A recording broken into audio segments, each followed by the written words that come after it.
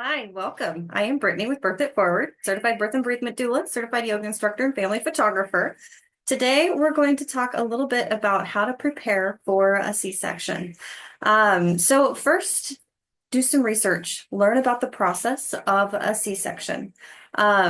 Understanding the process can help remove some of that fear associated with it and can help you in asking questions about pain management, the process, and just overall feel more confident in going into a C-section. So next, you're gonna do a little bit of planning.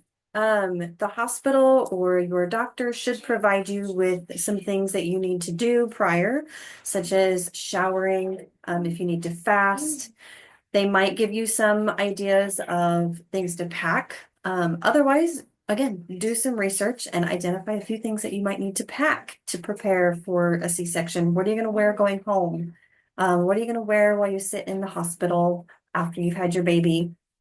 What do you think is going to be comfortable over that incision area? Um, Make sure you plan to arrive early. Most hospitals recommend 2 hours prior to the surgery to arrive so that they can make sure they get everything ready and set up for you. Um, who's going to support you through the C-section? Is it going to be a spouse? Is it going to be another family member, a doula?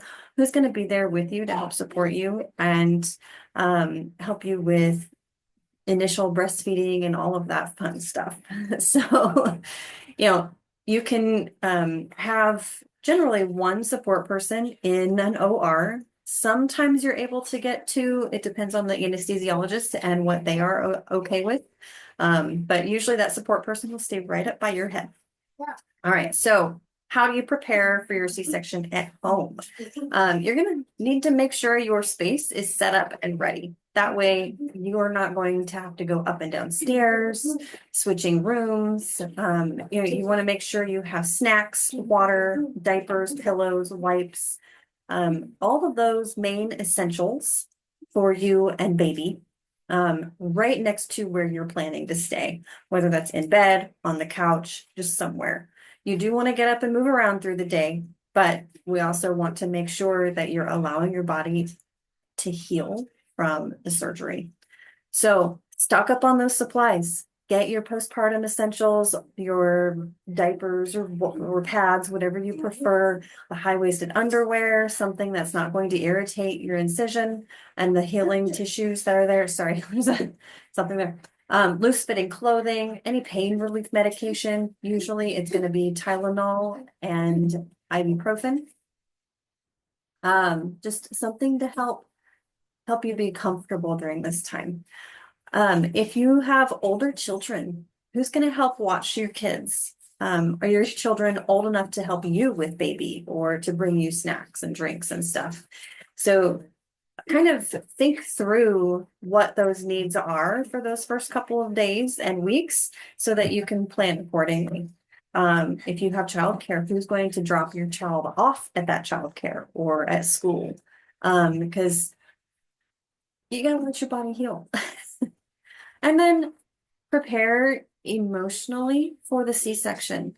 Sometimes the C-section isn't exactly what you want, and it's not what you've envisioned for your birth plan, and you've been preparing for a different scenario.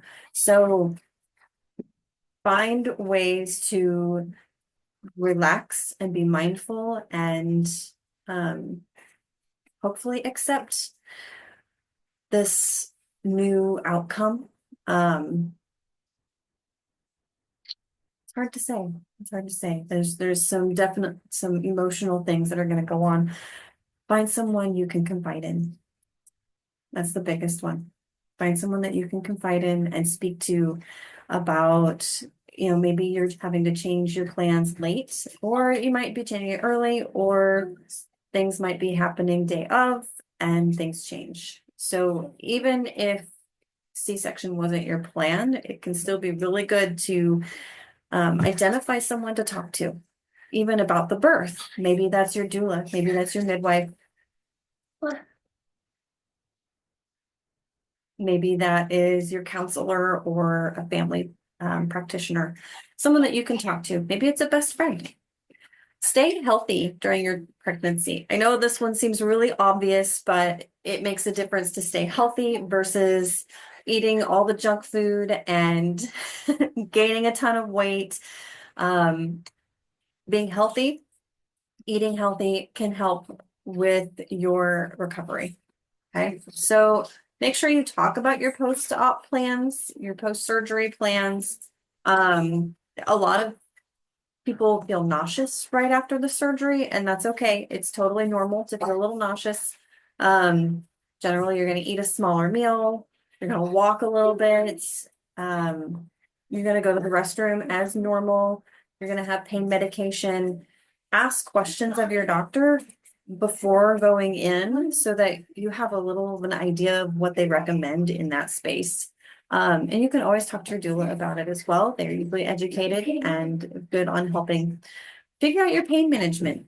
Are you okay with an opioid pain management program? Most of the time, they're going to do an opioid while you're in the hospital, and then they're going to reduce you down to an ibuprofen, Advil type of medication. There are some other medications that they might give you in the C-section as after the C-section as well, such as a if you have the RH incompatibility, you might have the Rogam to help with that. You might have some anti-nausea medication or anti-heartburn. You might have some constipation medication.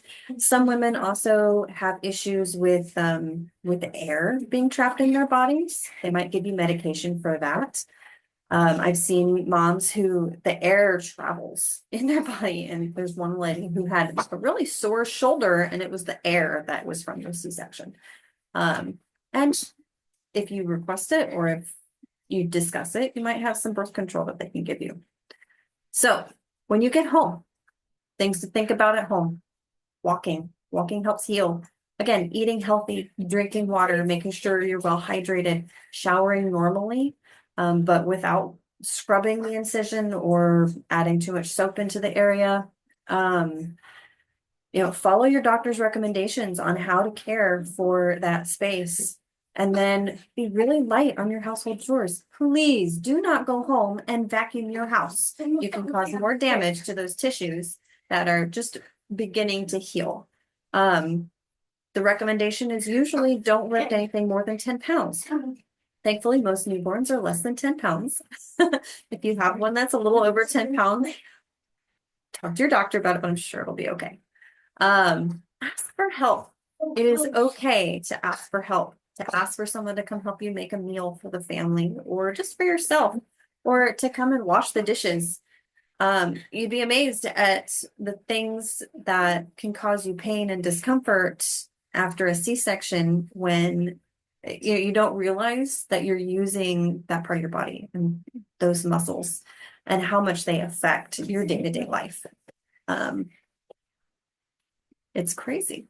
And then think about when you need to call the doctor, such as if you have a fever over 100.4 degrees, you should probably call the doctor because now you're starting to get an infection possibly, and we want to nip that.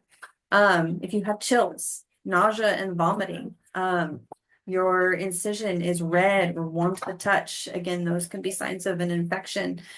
Severe pain, heavy bleeding, or constipation that lasts longer than 3 days. They will give you this list at the hospital before you go home. But these are some things to watch out for, especially during a C-section and even after a vaginal birth. But hopefully this gives you a little bit of things to begin to prep for your cesarean, or just to be aware of, even if you're planning a vaginal birth, so that you can just kind of put it in your, not necessarily your birth plan, but just being aware can help with that a lot. All right. Well, thanks for joining me. I'll see you next time.